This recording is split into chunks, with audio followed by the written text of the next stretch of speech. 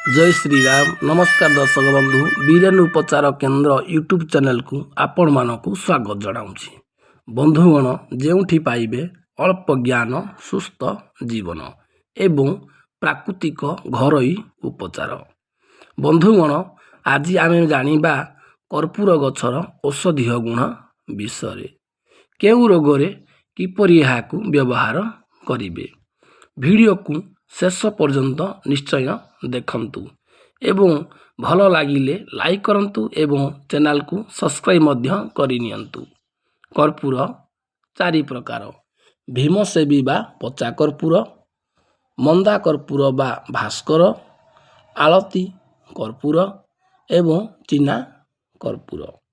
असली नकली कर्पूर चिन्हिबा केमिति?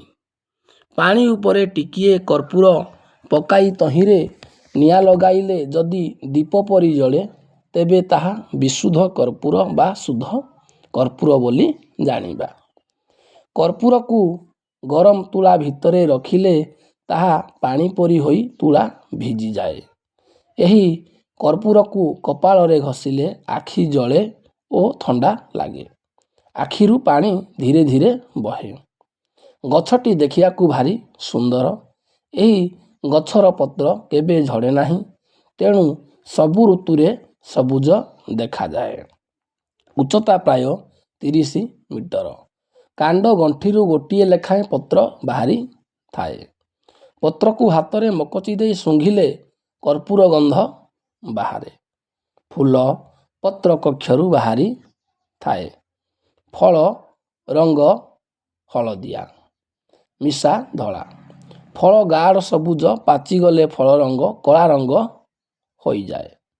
गछरे थिबा तैलकोष गुड़िकरे कर्पूर जमी थाए एवं कर्पूर मंथी देई अति सहजरे गुंड होई जाए। शुष्क पाचन प्रणाली रे गछरु कर्पूर बाहर करा जाए।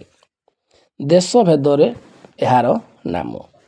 हिंदी रे कर्पूर, बंगाला रे कर्पूर, संस्कृत रे घनसार, चंद्र सज्ञ, सीताभ्र, हिम बाकुलु, तेलंगाना रे कर्प रासु, इंग्राजी रे नाम चाम्फर ट्री एवं बोटानिकल नेम सिन्नामोमुम कम्फाराहा। एबे जानिबा विभिन्न रोग उपशम पाई व्यवहार प्रणाली। ज्वर रोग, अनिद्रा रोग निवारण अर्थे। ज्वर रे पीड़ित थिबा रोगीर जेबे अनिद्रा, अस्थिरता, प्रलाप इत्यादि हुए तेबे किछि कर्पूर को कपाल रे घसिले रोगी आरोग्य लाभ करे एवं सुख निद्रा होई थाए। श्वास रोग, कर्पूर 2 रत्ती, हिंगु 2 रत्ती एकत्र करी सेवन कले अल्प दिन भितरे श्वास काश भल होई जाई थाए। सर्दी उपशम पाई कर्पूर को चून करी न्यस देले सर्दी उपशम होई थाए। शोथ रोग निवारण अर्थे। कर्पूर को बाह्य प्रलेप शोथ रोग विलीन करी थाए। कुर्मी रोग, कर्पूर जल पिचिकारी करी मलद्वार रे देले अंतस्थित कुर्मी बहिर्गत होई थाए। दांत वेदना निवारण। मदसक्त कर्पूर पोक काटुथिबा दांत मध्यरे पूरण कले कुर्मी वसित दांत वेदना निवारण होई थाए। नाकरु रक्त पड़िबा, कर्पूर मिशा जल नाकरे 2 रु 3 मुंदा करी पकाइले नाकरु रक्तस्राव बंद होई जाई थाए। कर्पूर अर्कर व्यवहार।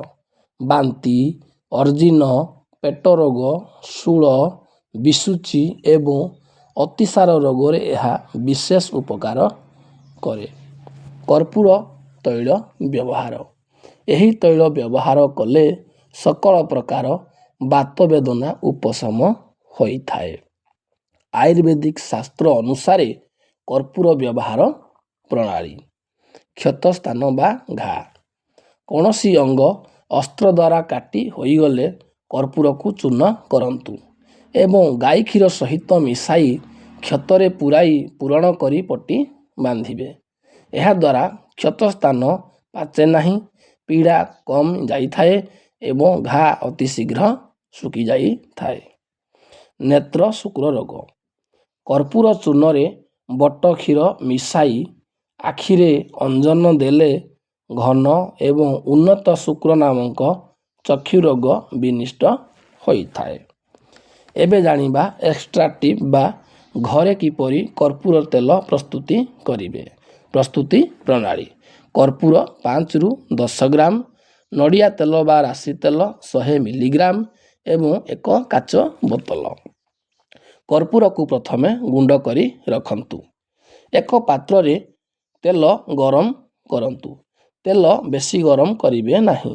ତେଲ ଥଣ୍ଡା ହେଲା ପରେ କର୍ପୂର ଗୁଣ୍ଡ ଦିଅନ୍ତୁ। ଧୀରେ ଧୀରେ ମିଶାନ୍ତୁ। 2ରୁ 3 ଦିନ ପରେ ବ୍ୟବହାର କରନ୍ତୁ। ବ୍ୟବହାର: ଆଣ୍ଠୁଗଣ୍ଠି ବେଦନା ଏବଂ ସର୍ଦ୍ଦି କାଶ ପାଇଁ ମଧ୍ୟ ଛାତିରେ ମାଲିସ କରନ୍ତୁ। ମୁଣ୍ଡ ବେଦନା ପାଇଁ ମଧ୍ୟ ଏହାକୁ ବ୍ୟବହାର କରନ୍ତୁ। ସାବଧାନ: କର୍ପୂର ତେଲ ପିଇବେ ନାହିଁ। ଗଳା କ୍ଷତ ବା ଘା ଜାଗାରେ ଲଗାନ୍ତୁ ନାହିଁ। ପିଲାମାନଙ୍କୁ ଅଧିକ ମାତ୍ରାରେ ଦିଅନ୍ତୁ ନାହିଁ। ଆଶା କରୁଛି ଭିଡ଼ିଓଟି ଆପଣମାନଙ୍କୁ ବହୁତ ଭଲ ଲାଗିଥିବ। ଏହିପରି ନୂଆ ନୂଆ ଭିଡ଼ିଓ ଦେଖିବା ପାଇଁ ଭିଡ଼ିଓକୁ ଗୋଟିଏ ଲାଇକ୍ କରନ୍ତୁ ଏବଂ ଚ୍ୟାନେଲକୁ ସବସ୍କ୍ରାଇବ୍ କରି ପାଖରେ ଥିବା ଘଣ୍ଟି ବଟନକୁ ଦବାନ୍ତୁ। ସର୍ବପ୍ରଥମେ ଭିଡ଼ିଓ ଆପଣମାନଙ୍କ ପାଖକୁ ନିଶ୍ଚୟ ପହଞ୍ଚିବ।